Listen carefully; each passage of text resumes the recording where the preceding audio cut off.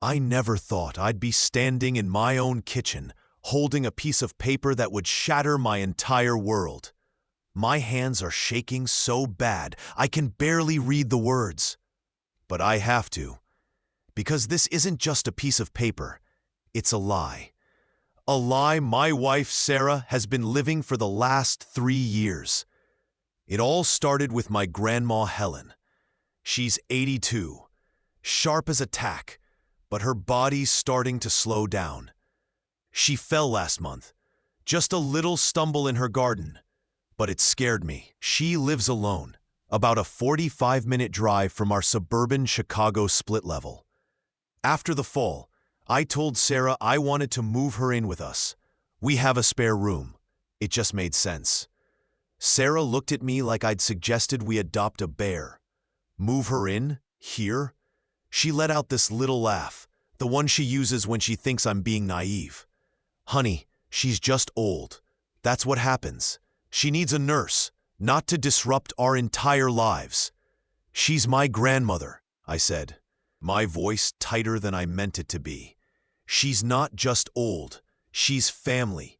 And we have our own family to think about, Sarah shot back, her arms crossed. She gestured around our pristine, modern kitchen. Our life, our routine, an elderly woman. It's a lot of work. It's messy. She's forgetful. That word forgetful stuck in my head. It felt dismissive, like she was reducing my sharp, witty grandmother to a stereotype. But Sarah can be very persuasive. She's a project manager, used to laying out logical arguments and winning. She painted a picture of constant care, of lost privacy, of stress. She said we could hire a part-time caregiver, that it was a more sustainable solution. I felt my resolve crumbling. I felt guilty for even considering it. Maybe she was right. Maybe I wasn't thinking clearly. So, we compromised. We hired a service. The woman named Maria would come 3 times a week. It was expensive, but Sarah said it was worth it for our peace of mind. I called Grandma Helen to tell her the plan. Her voice was quiet on the other end. "Oh, that's very thoughtful of you, sweetheart," she said. But I could hear the disappointment. She thought she was being a burden. I promised I'd visit more, and I did. Every Saturday, like clockwork, I'd drive out to her little house in Naperville. That's when I started to notice things, little things. Grandma Helen would mention that Maria was lovely, but that she seemed rushed. Then a few weeks ago, I found a stack of unpaid bills on her counter. "I gave them to Maria to mail," Grandma said, looking confused. My stomach did a little flip. I paid them online, right there, telling myself it was an honest mistake. Then last Saturday, I found the real proof. I was helping Grandma clean out her hall closet, a job she'd been putting off for years. Behind a box of old photo albums, my hand brushed against a small, cold, metallic box. I pulled it out. It was an old lockbox I remembered from my grandfather's study. I thought it was empty. "Oh, that old thing," Grandma said, waving a hand. "I haven't seen the key in years." Curiosity got the better of me. I'm not proud of it, but I found a screwdriver and popped the cheap lock. Inside, there weren't stocks or bonds or stacks of cash. There was a single, yellowed envelope, and inside that envelope was a birth certificate. It wasn't my grandmother's. It wasn't my father's. The name on it was Sarah Elizabeth Miller, my wife's name. But the date of birth was 3 years earlier than the one she'd always told me. 3 years. I stared at it, my brain refusing to process the information. The paper felt heavy, accusatory in my hands. Why would she lie about her age? It was such a stupid, pointless thing to lie about. And then, like a lightning strike, Sarah's words from our argument echoed in my head. She's just old. The dismissiveness. The insistence on keeping our lives separate. The resistance to any kind of disruption. It wasn't about Grandma Helen being messy or forgetful. It was about the number, the age. My wife, the woman I've shared a bed with for a decade, didn't want an old woman in her house because she herself is terrified of getting old. She's been hiding her own age, fighting it, and my grandmother's presence was a living, breathing reminder of what she fears most. She wasn't just being practical, she was being a coward. I put the birth certificate in my pocket. I finished helping Grandma, my hands moving on autopilot, my mind 1,000 miles away. I drove home in a complete daze, the paper burning a hole in my jeans. And now I'm here, in our perfect kitchen. I can hear Sarah upstairs, humming, getting ready for bed. She has no idea what I found. She has no idea that her simple, cruel dismissal of my grandmother has just blown a hole in the foundation of our marriage.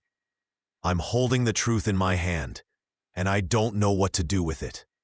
The quiet hum of the refrigerator is the only sound.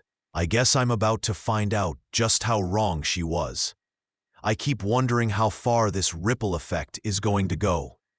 It feels like my world just got a lot bigger and a lot lonelier. Comment below what city you're listening from, just so I know I'm not alone in this. The drive home was a blur of streetlights and screaming thoughts.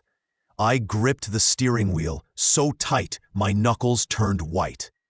Every time I blinked, I saw that date on the birth certificate. 3 years. It felt so stupid, so trivial.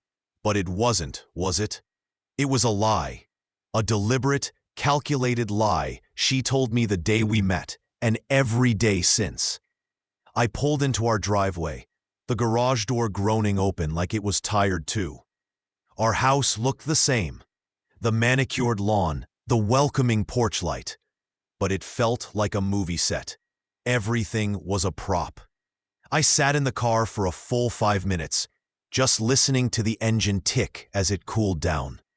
I could still smell my grandma's house on my jacket, a faint scent of lemon polish and old books. It smelled like truth. Our house smelled like air freshener.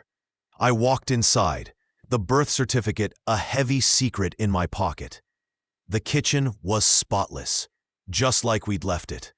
Sarah's favorite ceramic vase was on the center island, a single, perfect white orchid inside. Everything was so controlled, so curated. I heard her footsteps on the stairs, light, quick. "Hey, you're back late," she said, coming into the kitchen. She was wearing her silk pajamas, the blue ones I bought her for her birthday. Her fake birthday, my mind screamed. She smiled at me, but it didn't reach her eyes. She was already looking past me, mentally running through her checklist for tomorrow. "Yeah," I said, my voice rough. I cleared my throat. Grandma was talkative. I walked to the sink and poured myself a glass of water. My hand was shaking. I concentrated on the feeling of the cool glass, the weight of the water. Real things. "That's nice," Sarah said, her tone distant. She opened the refrigerator and stared inside, not really seeing anything. "Did you remind her about Maria's schedule for next week? I heard there might be a substitute, and you know how she gets confused." There it was again. Gets confused. My grandmother, who remembered the name of my first-grade teacher, who could recite the details of my grandfather's courtship for 60 years. "She's not confused, Sarah," I said, the words coming out sharper than I intended. She closed the fridge door and turned to look at me, her head tilted. "What's that supposed to mean?" I could feel the edge of the folded paper in my pocket. It felt like it was glowing, radioactive. I could just take it out, show her, watch her face change. But I was a coward too. I wasn't ready for the explosion. "It means she's sharp," I said, trying to dial it back. I took a long drink of water. "She remembered that story you told her about your college roommate, the one with the pet iguana." Sarah's face went perfectly still for a half second, a tiny crack in the facade. Then she laughed. A light, tinkling sound that usually made me smile. Now it sounded hollow. Oh, that silly story. I'm surprised she remembered that. Yeah, I said, looking right at her. Me too. It's from a while ago, right? Your college days? Her smile tightened at the corners. A lifetime ago. She walked over and started wiping down the already clean counter with a cloth. Anyway, I'm beat. Big presentation tomorrow. You coming up? In a minute, I said. She leaned in and gave me a quick, dry kiss on the cheek. Don't stay up too late. And then she was gone, her footsteps fading up the stairs. I stood there in the silence, listening to the house settle. The furnace kicked on. A car drove by outside. Normal sounds, but nothing was normal. I slowly pulled the birth certificate from my pocket. I didn't unfold it. I didn't need to. I knew what it said. Sarah Elizabeth Miller, born in St. Louis, Missouri. Not in Indianapolis, like she'd always said, and 3 years earlier. Why St. Louis? Why lie about where you're from? It was a whole other layer of the lie. A whole other life I knew nothing about. My mind started connecting dots, and each one felt like a punch. Her reluctance to visit her family in Indianapolis. Her vague stories about her childhood that never had any specific details. Her obsession with anti-aging creams, with fitness, with anything that could turn back the clock. I thought it was just vanity. Now I saw it was panic. A deep, terror-filled panic about a number. And then I thought about the argument over my grandmother. She's just old. The way she said it wasn't just dismissive. It was disgusted. It was fear. Having my vibrant, loving grandmother in our home would be like having a mirror held up to her own future. A future she was desperately trying to outrun by lying about her past. This wasn't just about age. This was about who she was. The person I married didn't exist. She was a construction, a carefully built persona designed to hide a woman who was terrified of time itself. I thought about the last 10 years. Our wedding day, the vacations, the quiet nights on the couch. Had any of it been real? Was I just a part of her set dressing? A prop in the life she built to prove she was still young? I felt a hot wave of anger rise up in my chest. It was so unfair. To me, to my grandmother, to herself. My grandma lived her life. She earned every one of her laugh lines, and Sarah was hiding from hers. I heard the shower turn on upstairs. She was in there, washing the day away, completely unaware that the life she built was crumbling downstairs. I looked around our perfect kitchen. The stainless steel appliances gleamed under the lights. Everything was in its place, except for me. I was completely out of place. I knew what I had to do. I couldn't just let this go. This lie was a crack in everything. If she could lie about this for 10 years, what else could she lie about? The trust was gone. It had evaporated the second I read that piece of paper. But how do you even start that conversation? Hey, honey, how was your day? By the way, I know you're actually older than you say you are, and it explains why you were so cruel to my grandmother. The shower shut off. The house was quiet again. My time was up. She'd be coming back down soon, for a glass of water, or to check the locks. The paper felt like it was burning my hand. I had to make a choice. Confront her and shatter our world into a million pieces, or hide the truth. Put the paper back, and live in the beautiful, silent lie with her. I looked at the orchid on the island. So perfect, so fragile. One wrong move and the petals would bruise. I took a deep breath. The air felt thick, hard to breathe. I guess I'm about to find out what happens when the prop decides to talk back. I walked over to the kitchen island and placed my palms flat on the cool granite. The silence in the house was deafening.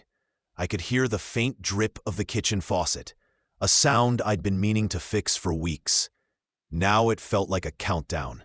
Each drop, was another second closer to the moment my marriage would change forever.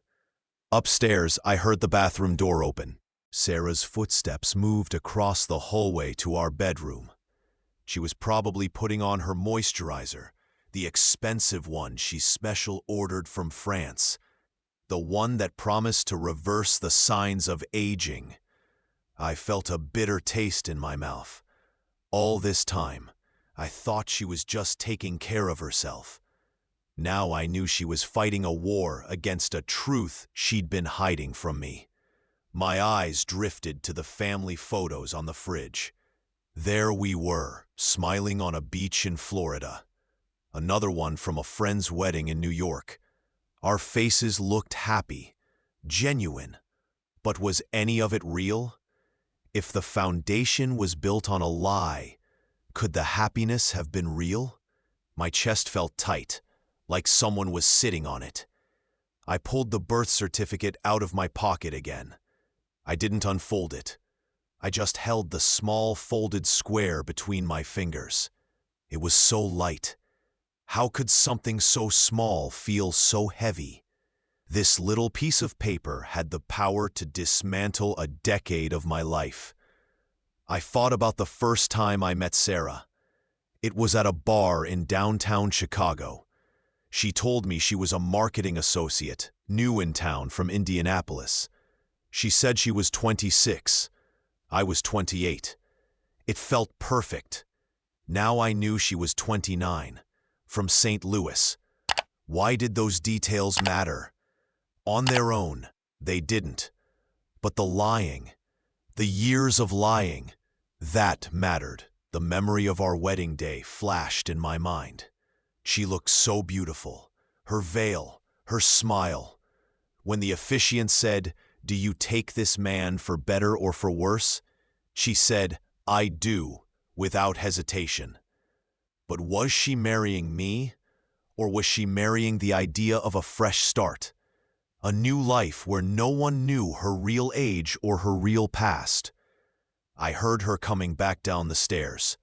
My heart started hammering against my ribs. This was it. I quickly shoved the paper back into my pocket, my hands clumsy and shaking.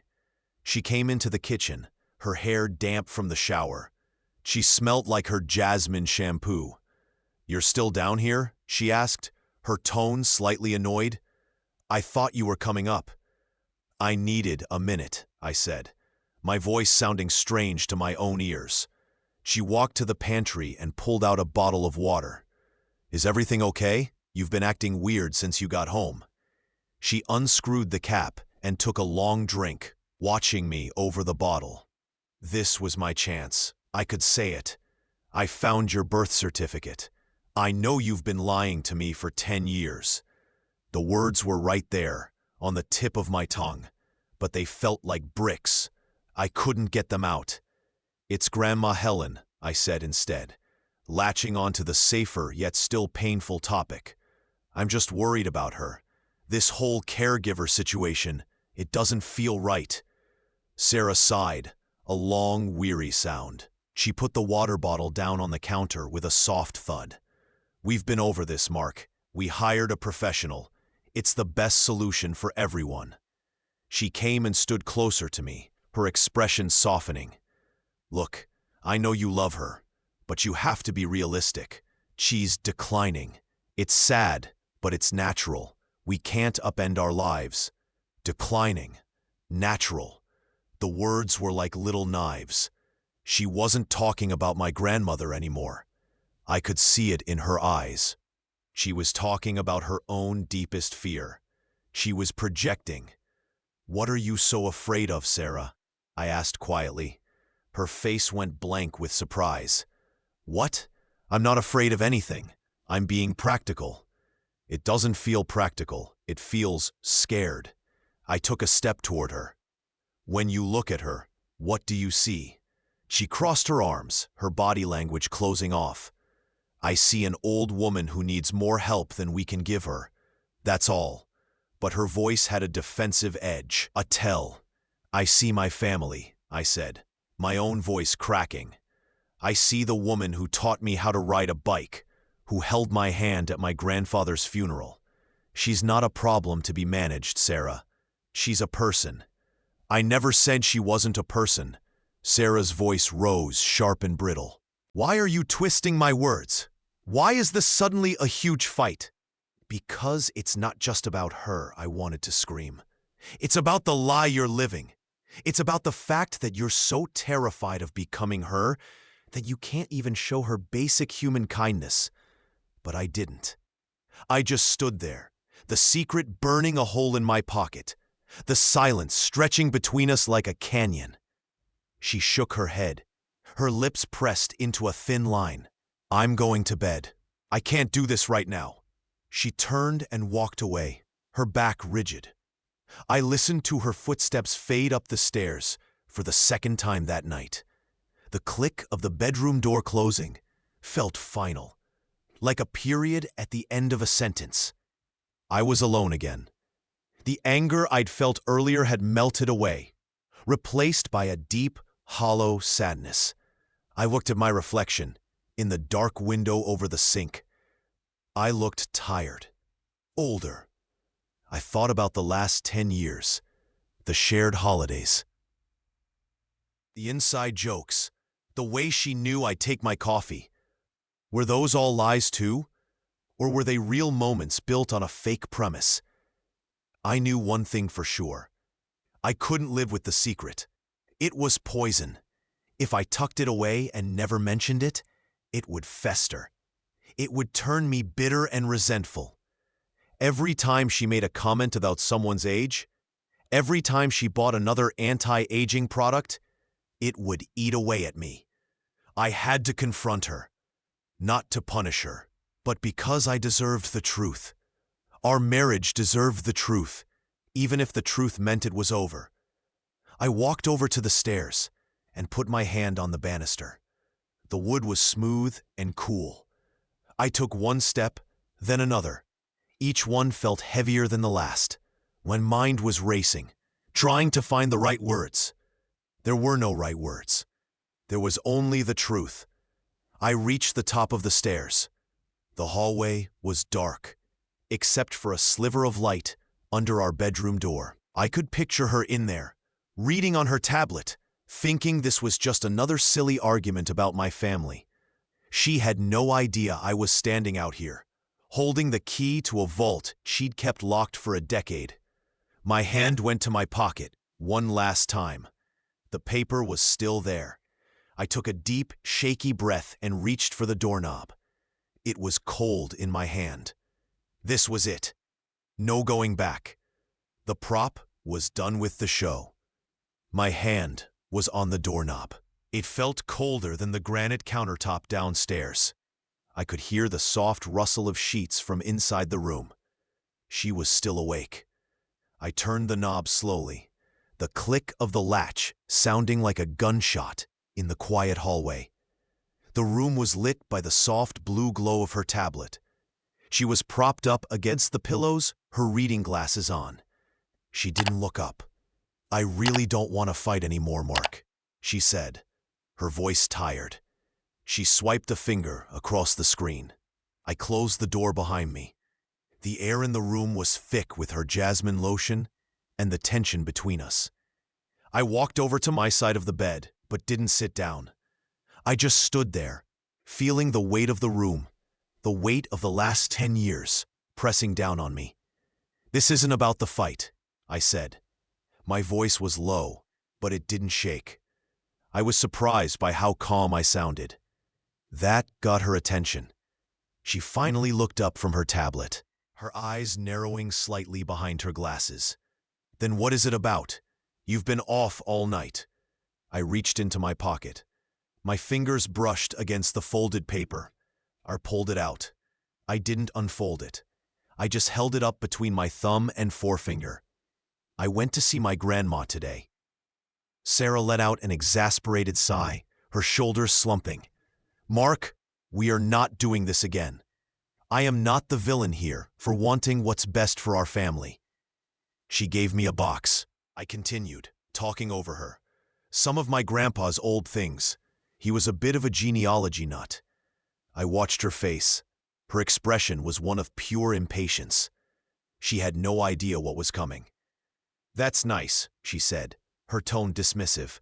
She went to look back at her tablet. "He kept a lot of records.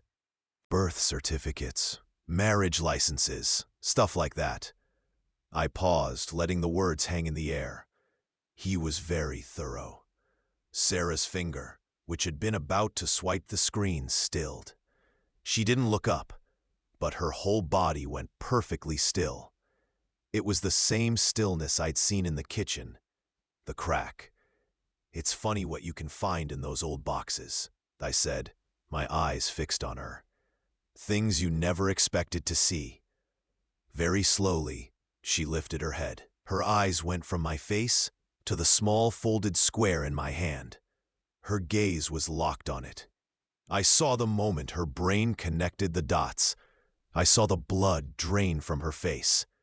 It happened so fast. 1 second she was just annoyed. The next she was pale, her skin taking on a waxy, grayish tone. "What is that?" she whispered. Her voice was barely audible. "You tell me, Sarah." I unfolded it. The paper made a crisp, loud sound in the silent room. I held it up so she could see it. I watched her eyes scan the words. Her name, the date, the place, St. Louis. The tablet slipped from her hands and thudded softly onto the comforter. She didn't even seem to notice. She just stared at the certificate, her mouth slightly open. For a full 10 seconds, she didn't move. She didn't breathe. She looked like a statue. Then a tremor went through her. She brought a hand up to her mouth. Her eyes, wide with sheer panic, flicked from the paper to my face and back again. Where did you get that?" Her voice was a strained, broken thing. "It was in my grandfather's files," I said, my voice still eerily calm. "He had a copy. I don't know why, but he did." I let my arm drop, the paper hanging at my side. "You want to explain to me why it says you were born in St. Louis? And why it says you're 3 years older than you told me? Than you've told everyone for the last 10 years? She didn't answer. She just shook her head slowly, back and forth. Her hands still pressed to her lips. Her eyes were glistening, filling with tears of pure, undiluted fear. "All this time," I said, and now the emotion started to creep into my voice. The calm was cracking. "All this time, Sarah, our entire marriage, our entire life together, it was based on a lie, a stupid, pointless lie about your age." "It's not pointless," she choked out, the tears starting to fall. They traced clean paths through her night cream. "You don't understand." "Then make me understand," I said, my voice rising. I threw my hands up, the birth certificate fluttering. "Make me understand why you looked me in the eye on our wedding day and lied. Why you've looked me in the eye every single day since and lied. Why you were so cruel to my grandmother, a woman who has lived her life with more honesty in her little finger than you have in your entire body." She flinched like I'd slapped her. The words cruel and honesty hanging between us. Hung in the air between us, sharp and ugly. "It's not like that," she sobbed, curling in on herself. "You don't know what it's like." What's like, Sarah? What is so terrible about being 39? What is so horrible about being from St. Louis that you had to invent a whole new person? I was pacing now, the anger I'd been holding back all night finally boiling over. Was any of it real? Were you ever real? Or was I just a part of the set? The handsome, youngish husband to complete the picture of the life you wanted people to think you had? "No," she cried, the word bursting out of her. "It wasn't like that. I love you. That part was real." "How can I believe that?" I stopped pacing and stared at her, my chest heaving. "How can I believe anything you've ever said? If you can lie about the foundation, you can lie about the whole house, Sarah." She buried her face in her hands, her whole body shaking with sobs. The sounds were raw, guttural. I had never seen her like this. The perfect, composed Sarah was gone. In her place was a terrified, broken woman. I stood there, watching her fall apart.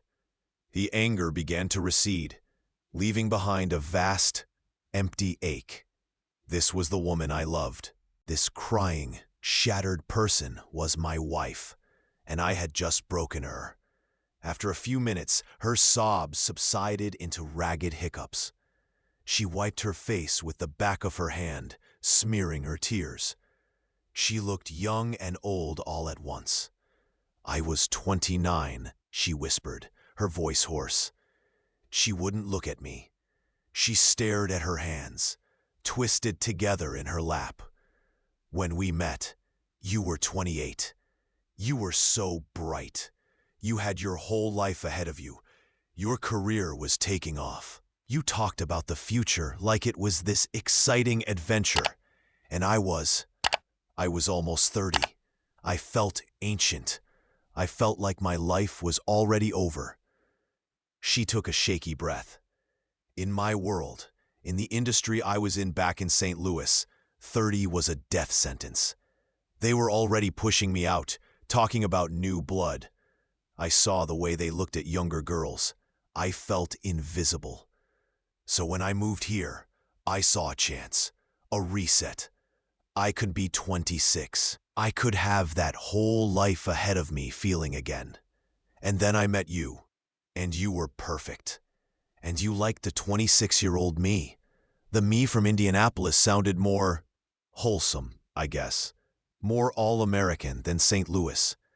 She finally looked up at me, her eyes pleading. "I never meant for it to go this far. It was just a silly lie on a dating profile. But then we had a real connection, and I was in love with you. And the lie, it just grew. It became a part of me. The more time that passed, the more impossible it became to tell you. I was trapped in it." I listened to her, each word feeling like a stone dropping into the pit of my stomach. It was so small, so human, so pathetic. It wasn't a malicious, evil scheme. It was a sad, desperate act by a scared woman. And that almost made it worse. "And my grandmother?" I asked, my voice soft now. The "she's just old" comment. Where did that come from, Sarah? Fresh tears welled in her eyes. "She sees everything," she whispered. "Old people, they see right through you. They don't care about your job or your clothes or how young you're pretending to be.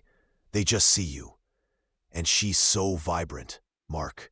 She's so full of life. It's not fair. She's supposed to be fading away, but she's not. She's living.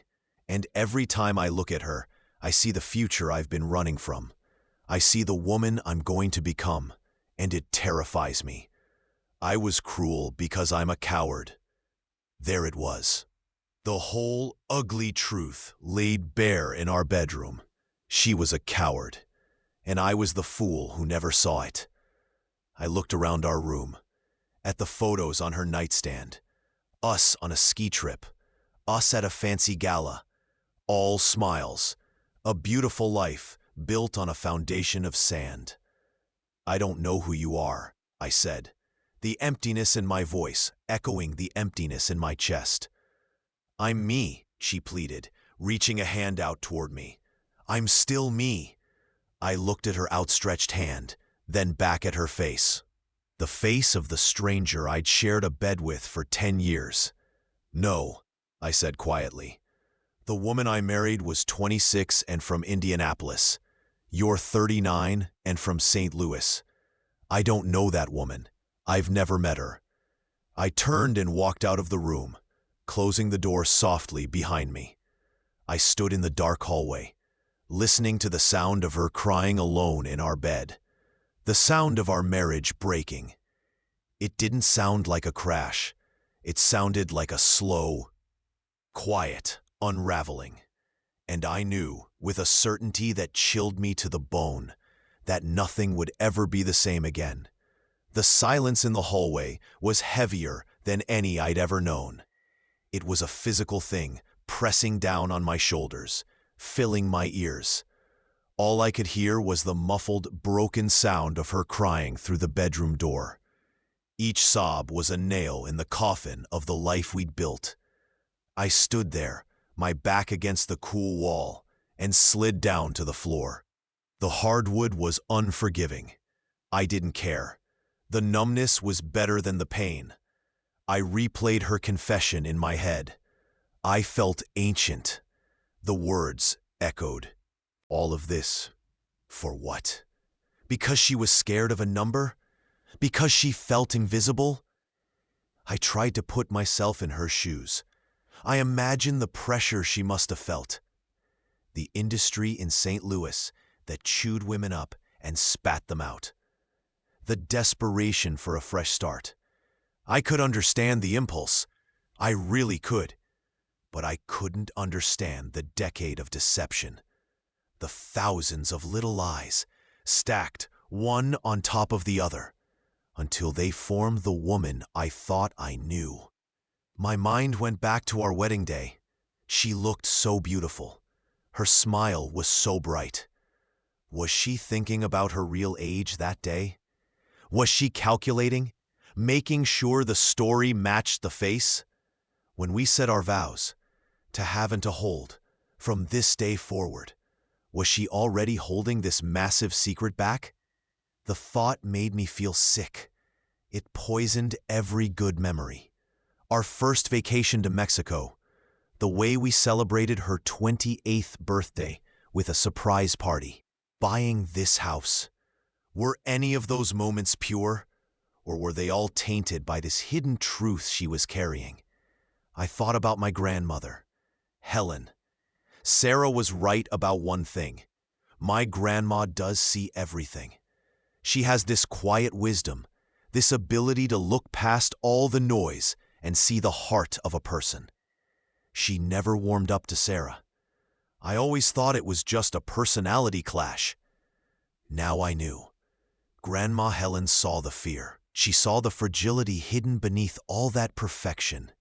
She saw the woman who was so terrified of becoming her that she couldn't even be kind to her. I pulled my knees up to my chest, resting my forehead on them. The anger was gone. The shock was fading. What was left was just grief. A deep, profound sadness for the loss of my wife. The woman I loved was gone. She never really existed. She was a character, a carefully constructed performance. And the real Sarah, the one from St. Louis, who was scared of getting old, was a stranger to me. I mourned the future we had planned, the kids we talked about having, growing old together. That was all gone now. How could I grow old with a woman who was terrified of the process? After what felt like an hour, the crying from the bedroom stopped. The house was utterly silent. I could hear the hum of the refrigerator downstairs, the faint tick of the hall clock, normal sounds from a life that was no longer normal. I heard the soft creak of the bed. Then the door opened. Light from the room spilled into the dark hallway, framing her silhouette. She stood there, hesitant. Her face was puffy and blotchy, her eyes red raw. She'd taken off her glasses. She looked younger without them, more vulnerable. She was holding a small, velvet box. I recognized it immediately. It was the jewelry box I'd given her for our 5th anniversary. Inside was a simple silver locket. She didn't come any closer. She just stood in the doorway, her shoulders slumped. "I keep my real birth certificate in here," she said, her voice raspy from crying. "I know it's stupid. It's like I wanted to get caught. Or maybe I just needed to remember who I really was, even if it was a secret." She held the box out toward me. It was a peace offering, a white flag. I didn't take it. I just looked at her. "Why are you showing me that now?" "Because I'm done," she whispered. "I can't do it anymore. The lying, the pretending, it's exhausting. It's like carrying a boulder on my back every single day. I'm so tired, Mark. Her hand trembled, the small box shaking. I know you don't know me. I know you can't trust me. I don't expect you to. But the person in this box, she loves you. She really, truly does. That part was never a lie. I looked from the box to her face. I saw the exhaustion she was talking about. It was etched into every line around her eyes. The performance had finally ended. The prop was done with the show. This was the raw, unedited version. Scared, 39, from St. Louis. What happens now? I asked. My voice was flat. I was too drained to feel anything. She lowered the box, clutching it to her chest. I don't know, she admitted. I'll leave if you want me to. I can go to a hotel. I'll give you space. She took a shaky breath. Or we could try to start over. For real this time. No lies. Start over. The words sounded impossible. How do you start over from a foundation of sand? You have to tear everything down first. You have to look at the rubble and decide if it's worth rebuilding. I didn't know if it was. The trust was shattered. It felt like trying to put smoke back in a bottle. I pushed myself up from the floor. My body ached. I felt 100 years old. I walked toward her, stopping a few feet away. I could smell the salt of her dried tears. I need time, I said. It was the only honest thing I could give her. I can't make any decisions right now. My head is. It's a mess. She nodded, fresh tears welling but not falling. She was holding them back. Okay. You should stay, I heard myself say. It's your house too. The words felt foreign. The house didn't feel like ours anymore. It felt like a museum of a life that was over. I'll sleep in the guest room, she said softly. I just nodded.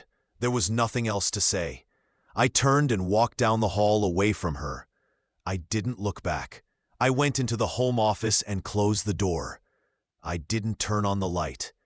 I just stood in the dark, looking out the window at the quiet, sleeping street. Everything looked the same as it had yesterday. The same houses, the same cars, the same streetlights. But my whole world had shifted on its axis.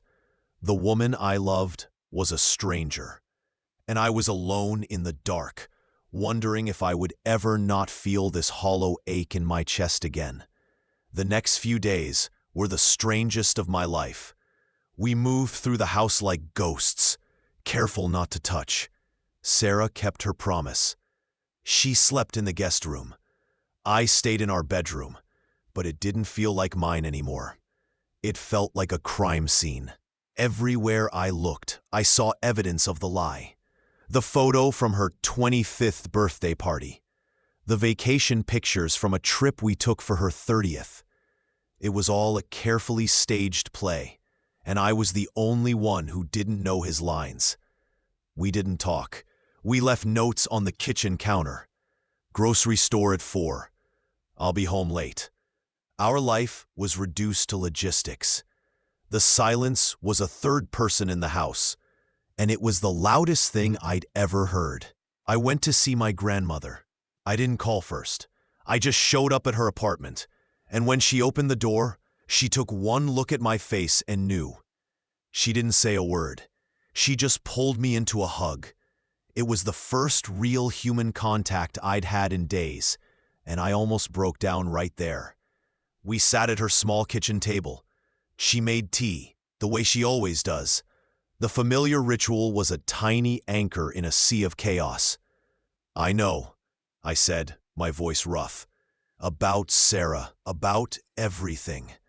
She nodded slowly, her wise old eyes full of a sadness that felt ancient. I know you do, sweetheart. Why didn't you ever say anything? I asked. I wasn't accusing her.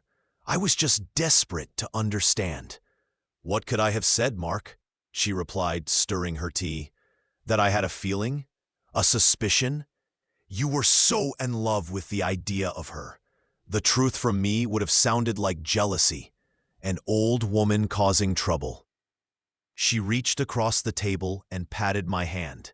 Some things a person has to see for themselves. She said you saw right through her. I saw a scared girl, Grandma Helen said softly. A girl so afraid of time that she was willing to throw away her own life to outrun it. It's a tragedy, really. All that energy spent hiding when she could have just been living. Hearing my grandmother, the woman Sarah had been so cruel about, show her such compassion, it broke something open inside me. The last of my anger melted away, leaving only a deep, weary pity. I drove home, my grandmother's words echoing in my mind. A scared girl. When I walked in, Sarah was in the living room, sitting on the edge of the sofa. She looked like she was waiting for a verdict. I saw my grandma today, I said, standing by the door. She flinched, bracing for the blow. What did she say? I took a deep breath. She said you were a scared girl, that it was a tragedy. Sarah's face crumpled. She buried it in her hands, and the sobs that came out were different this time. They weren't the panicked sobs of being caught. They were the deep, grieving sobs of someone finally being seen. She was crying for the woman she'd pretended to be, and for the woman she really was. I walked over and sat next to her. I didn't touch her. I just sat there, bearing witness to her breakdown. It was the first real, honest moment we'd shared in a decade. When her crying subsided, she looked at me, her eyes swollen but clear. I'm so sorry, Mark, for everything, for lying, for being cruel to your grandmother, for not trusting you enough with the truth. I know, I said, and I did. We started talking then, not about logistics, not about the past. We talked about the future, or, more accurately, the lack of one. We both knew it was over. The trust was too broken. The foundation was gone. You can't build a marriage on a secret that big. You can only build a monument to its memory. The decision to separate was the most peaceful, heartbreaking thing we ever did together. There was no screaming, no lawyers throwing accusations, just two people in a quiet living room admitting defeat. She moved out a week later. She took only her clothes and a few personal things. She left behind all the photos, all the furniture we'd bought together. She said it felt like stealing. I watched her car pull away from the curb, and I felt a profound sense of loss, but also a strange, quiet relief. The performance was finally, truly over. The divorce was quick, uncontested. We didn't fight over anything. You just wanted to be free of the lie. It's been a year now. The house is different. I've painted the walls. I got new furniture. I've made it mine. It's quieter, but it's honest. I see my grandmother every Sunday for dinner. Our relationship is deeper now. We talk about real things, life, loss, and what it means to be honest with yourself. I heard through a mutual friend that Sarah moved back to St. Louis. She's living near her family. The friend said she seems lighter, like a weight has been lifted. I hope that's true. I hope she's finally living her own life, not the one she thought she was supposed to have. I'm dating someone new. Her name is Chloe. She's 38. She told me her real age on our first date, and she laughed when she said it. She has laugh lines around her eyes, and I think they're beautiful. We take it slow. There are no grand illusions. Just two people trying to be real with each other, one day at a time. Sometimes, late at night, I think about Sarah, not the perfect, fictional Sarah, the real one, the one who was so scared, and I feel a pang of sadness for the life we could have had if she'd just been brave enough to be herself from the start. But that's a ghost, and I've learned you can't build a future with a ghost. Our story wasn't a grand epic. It was a quiet tragedy of two people who loved each other, but loved the idea of each other more. In the end, the truth didn't set us free. It just showed us the door. And we were both brave enough, finally, to walk through it. If you've ever been through something like this, where the person you loved wasn't who you thought they were, you're not alone. It leaves a mark, but it also teaches you what real love is supposed to feel like. It's not a perfect performance. It's showing up every day as your messy, complicated, real self, and hoping someone will love you for it. If this story resonated with you, if you've ever felt that hollow ache of betrayal, let me know in the comments. And if you want to follow along as I figure out this new, honest chapter of my life, hit that subscribe button. Thanks for listening. It helps more than you know to not feel so alone.